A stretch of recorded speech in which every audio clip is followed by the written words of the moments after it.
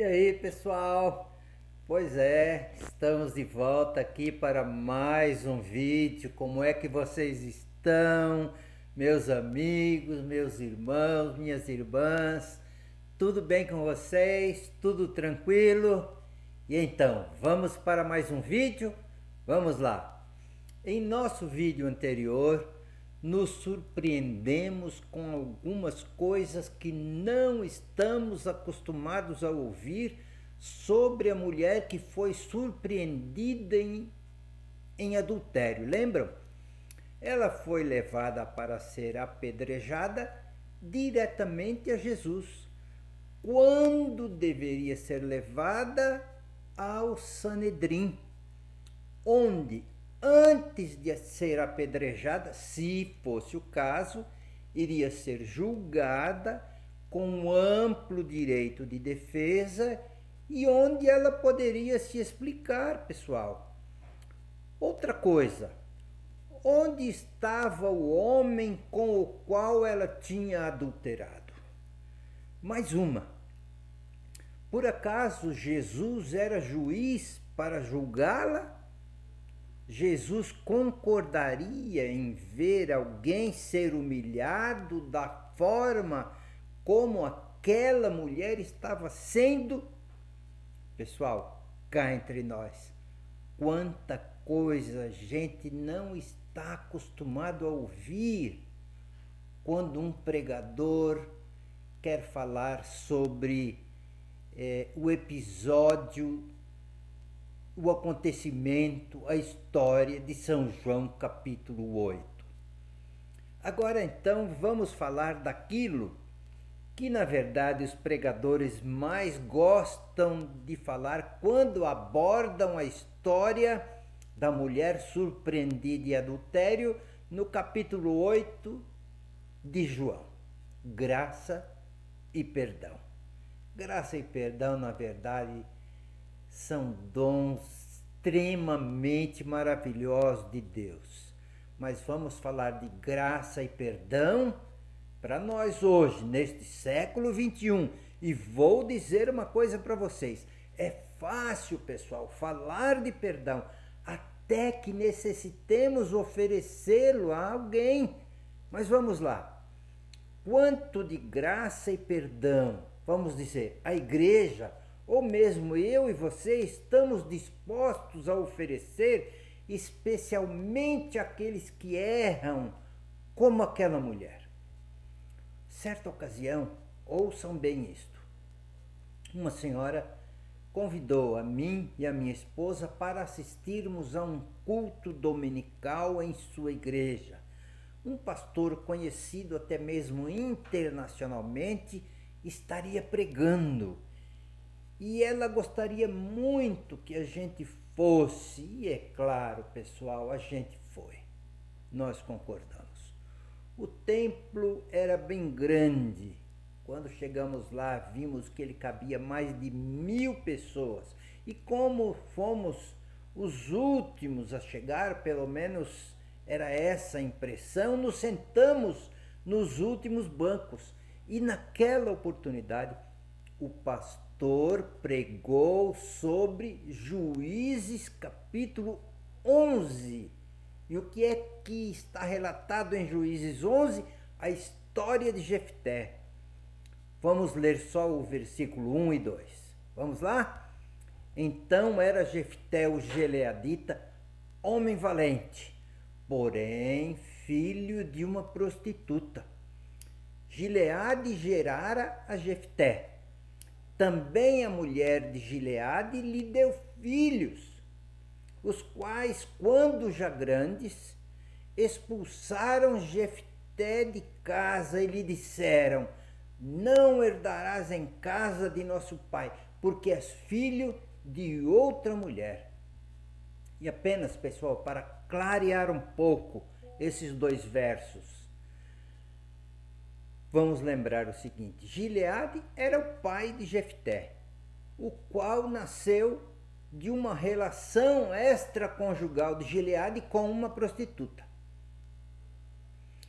Gileade também já tinha vários filhos que nasceram da sua verdadeira mulher.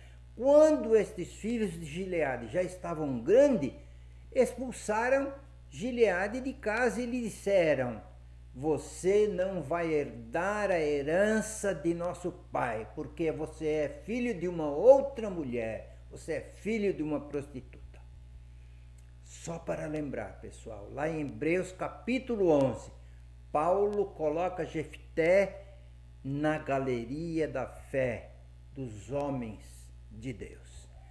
Bem, pessoal, eu acho improvável que você já tenha ouvido em algum púlpito das igrejas por onde você andou alguém abordar aí a história de Jefté, especialmente quando é relatado os versos 1 e 2.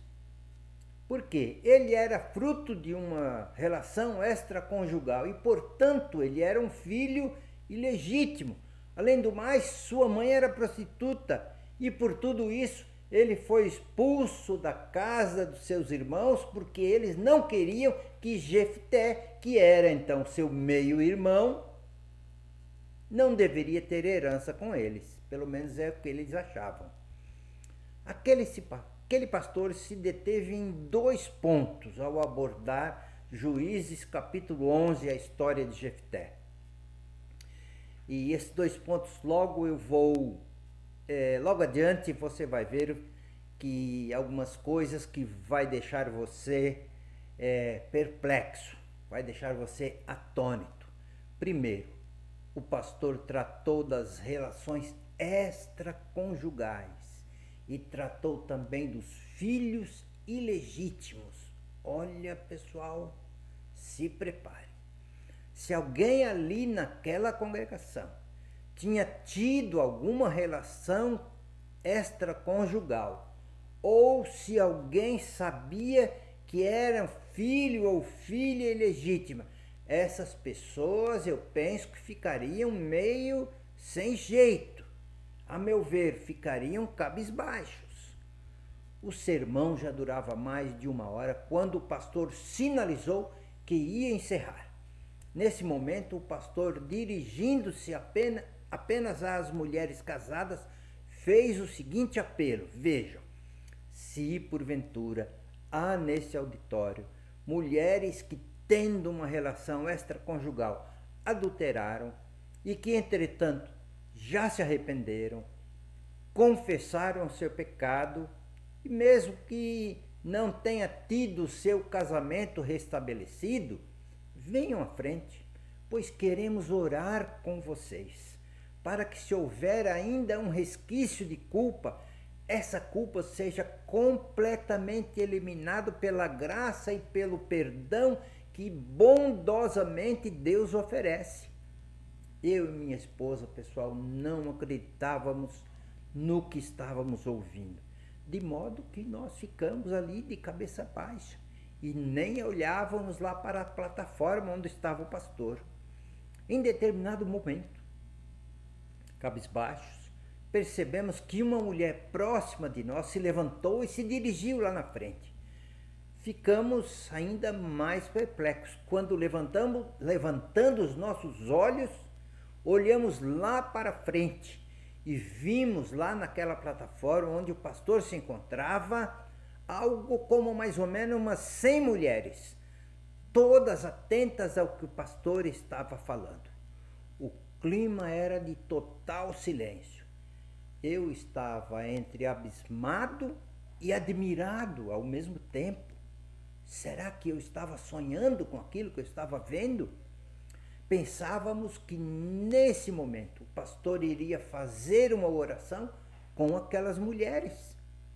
Quando então ele fez um segundo apelo, convidou para ir à frente jovens, moças e rapazes que no decorrer de suas vidas, de alguma forma, ficaram sabendo que eram filhos de uma relação extraconjugal. Já não ficamos mais de cabeça baixa. Ficamos observando quase que uma centena também de jovens, moças e rapazes irem à frente, ficando, no entanto, do lado oposto em que estavam aquelas mulheres que tinham tido relações extraconjugais e que já estava lá na frente, no lado oposto aí desses jovens, moças e rapazes. O clímax daquela pregação da palavra aconteceu quando o pastor, prestem atenção, pediu àquelas mulheres que se dirigissem aonde estavam aqueles jovens, os abraçassem como se fossem seus filhos e dissessem a eles: você não é rejeitado, você é amado, muito amado por mim e por Deus. E assim aquelas mulheres fizeram. Foram ao encontro daqueles jovens como se estivessem indo ao encontro dos seus próprios filhos. Os abraçaram e choraram, muitas choraram de soluçar. De onde eu estava, eu pude ouvir muitos soluços. Para mim, naquele momento, o som daquele choro era como o som da graça, pessoal.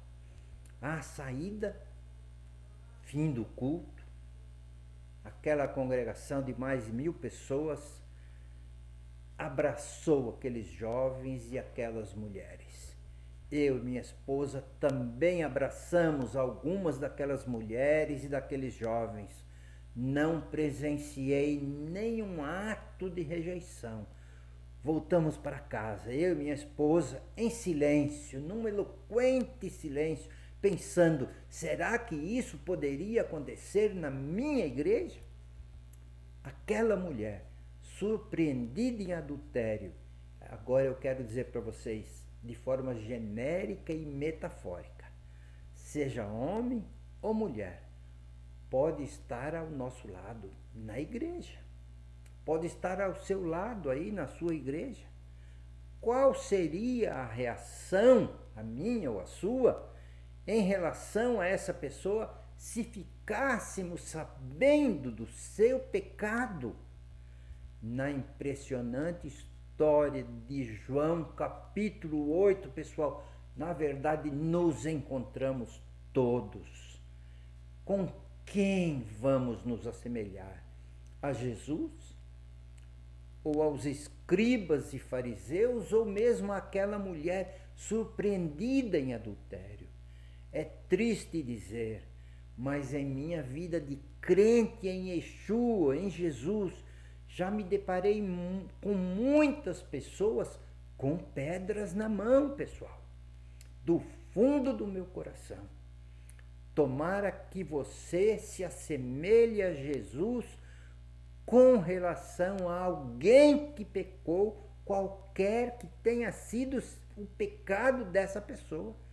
Tomara que eu e você nos assemelhemos a Jesus, sempre pronto a oferecer perdão às pessoas que erram.